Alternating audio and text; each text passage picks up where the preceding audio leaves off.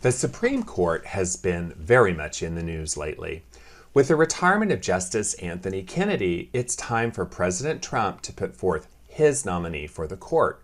Will it be Amy Coney Barrett, Thomas Hardiman, or perhaps Brett Kavanaugh? Or none of the above? Only Trump knows, and as of the time of this writing, he's not talking or tweeting. But as marketers, let's talk about something deeper at the Supreme Court, and that is its brand image. Actually, its brand image problem. The Supreme Court has a problem with its brand. Let's investigate. Branding is a key part of marketing. A strong brand connotes key aspects of the products or services.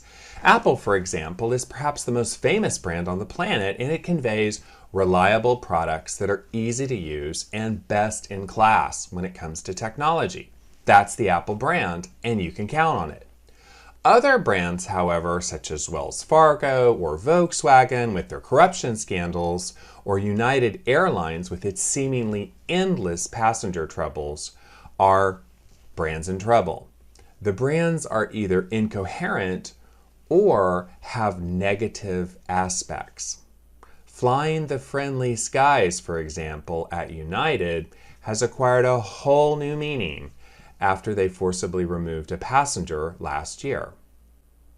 Like United Airlines, the Supreme Court has a brand, or at least it tries to. We have 9 austere justices, all in black robes, looking all pomp and circumstance, serious, impartial, very serious people you can trust to make very serious decisions. Take a look at this photo. Austere, right? Serious, right? But impartial? Aye, there's the rub. The whole legal system is built on the idea that justice is blind and that the law is impartial. That's the brand, as it were, not just of the Supreme Court, but of the whole legal system. And that brand, I submit to you, is in trouble. Pretty serious trouble. If the law were impartial, if the law were easy to see and enforce, if it were objective, the way that gravity is objective, the way that scientific facts are objective, like the speed of light, then we wouldn't need an odd number of justices, would we? We could have 1 justice, or we could have an even number, or we could even abolish the court. Or if the law were objective, then we wouldn't have reversals, such as the reversal of the Dred Scott versus Sandford decision of 1857, which declared that black people were inferior to whites, that they weren't and couldn't be U.S. citizens, and all sorts of other terrible things.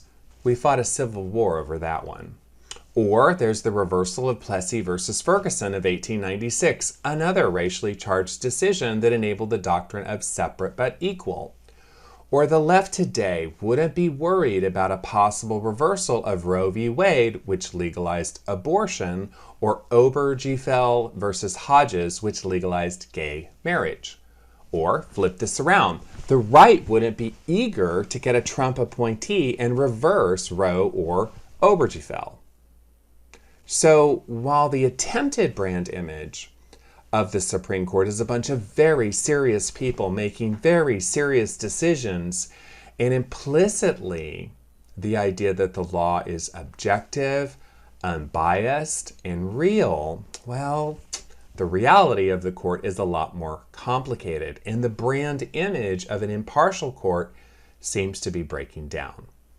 It seems to be becoming a brand image in which the covert power struggle is becoming an overt power struggle between the left and the right on the court, and the idea that whoever has power gets to have their way. Trump might win the battle by placing a conservative justice on the court, but lose the war over the court's legitimacy as an impartial and non-political branch of government. So if the brand image of the Supreme Court becomes really one of power and not one of justice, one that the powerful run the court, and it really has little or nothing to do with objective truths or impartial laws, then whichever side is losing isn't going to perceive the court as legitimate.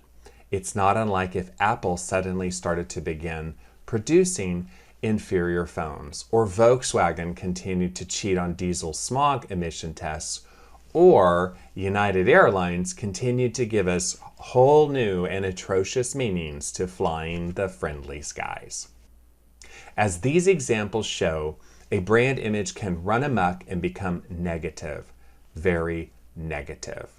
I submit to you, fellow marketers, that the Supreme Court is a brand in trouble, and it may be high time for the highest court in the land to hire a marketing and branding consultant, or ditch the robes and just put on gladiator suits.